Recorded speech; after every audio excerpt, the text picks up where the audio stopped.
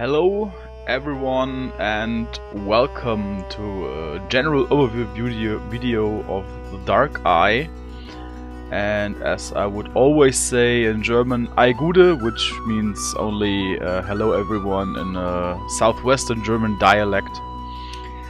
I saw a lot of videos in YouTube last time and I saw that the Dark Eye, in German das schwarze Auge, got a little bit of popular in the US, and that's very nice in my perspective, because in Germany or in Europe in general, the Dark Eye is a kind of old thing, traditional roleplay. A lot of roleplayers say, yeah, okay, we want to see something new, we want to see something from overseas, something cool. And then I saw videos from Robert and other guys from some cons where they saw the Dark Eye first time in English, and they were like, wow, what's that?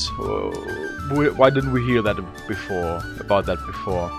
And this was very great news in my opinion, because for role players here in Europe, or especially in Germany, everyone says, Dark Eye, no, I don't want it, because yeah, it's so described in detail. Every village has a name, every town has written down structure, how many temples are there, how many, I don't know, pubs are on the marketplace and something like that. And that was exactly what the guys from America said, hey, that's cool, everything is that in that nice detail defined. And I thought, wow, it's the other side, or directly opposite of what everyone says over here. And for me, this is very amazing.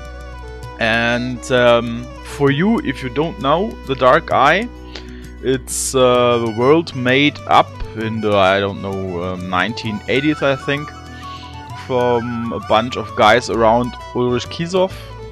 And I thought about an imaginary world like Tolkien did it with the Lord of the Rings, where you could have a role-playing game adventure. And to this time I think only MERS, GURPS and D&D were on the market.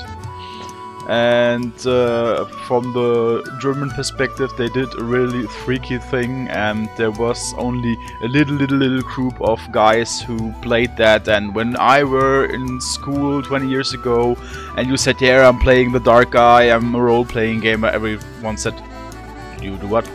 I said, what? Yeah. And yeah, it gets a little bit more famous every year, not only the Dark Eye but role-playing. And yeah, now we have the possibility to share this traditional product with you guys over the sea. I think this is a really great chance to, yeah, have a round or two with other guys anywhere in the world with a system which is not that much known like we do it. For example, of course, we all know Dungeons and Dragons since a lot of years, but I think this is a new chance to, yeah, get together. And with this short video series, I want to do yeah, one video for every big topic within the world of the Dark Eye. Means I would start with the land, which kind of people living in every region of Aventuria. Of course, Aventuria is made up of civilizations we already had on the world. There's something like the French Renaissance, there's something you could call Russians or Slavs or something like that. Of course, there are rainforests, of course there are icy lands where something like Eskimos live. Yeah, but this in another video, this is just a general overview. Further on, I would go to the gods. This is a very important part of the world of the Dark Eye, are the gods.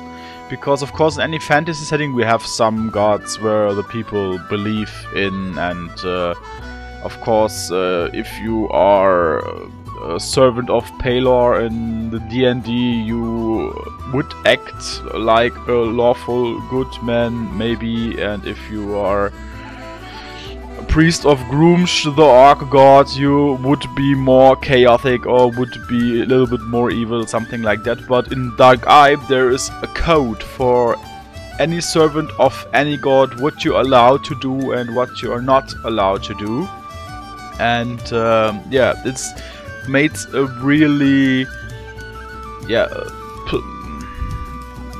touchable world. You can really feel the world if you are playing it, and I think that is one of the most important parts for the makers of the Dark Eye, that you really can feel, can touch the thing you are playing. And there is not only some numbers on the paper where you can throw dice and see, yeah, this test I've won, this test I've failed, or but you really have the great time to play with your own imagination.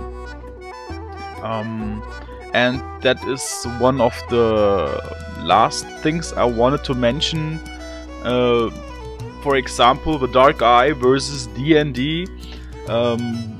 In my youth, in my teenager years when I started to play, I think it was 12 or 13, we only played with corpse, pen and paper, eraser and so on, and had some miniatures, toys, just to made a little map on the table when you do a bigger battle with your group of 4 guys and some NPCs and a lot of enemies. Then we said, okay, I didn't get which enemy does stand where, and we put some figurines, some miniatures on the table. Not especially fantasy miniatures, but what we had, if from Lego or whatever. And the rest of the game does happen in our heads. It's like a good cinema movie.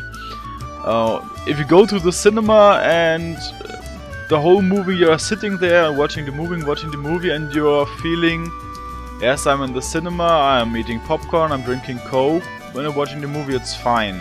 But if you go to the movie and you leave our world for this hour, hour and a half, 2 hours where you're watching the movie, after the movie the light goes on and you're thinking, oh wow, I'm back in the real world. It doesn't feel like I was in the real world the last 2 hours. That is what role-playing should be for me, in my opinion. That you have the chance to write your own script, to make your own cinema movie in your head, together with your friends, and leave the world for some hours and just have fun. And for me, the whole system, not that I think Dungeons and Dragons is bad, Dungeons and Dragons is great, I'm also playing Dungeons and Dragons, but it's whole, for me, the absolutely opposite side of role-playing is the system of Dungeons and Dragons, for example 3.5, that you have these 5-foot squares also in the rule setting, the 5-foot step, the fields that you put in danger, and you can do attack of opportunities when someone is going over this field, and every spell you do is measured in these fields.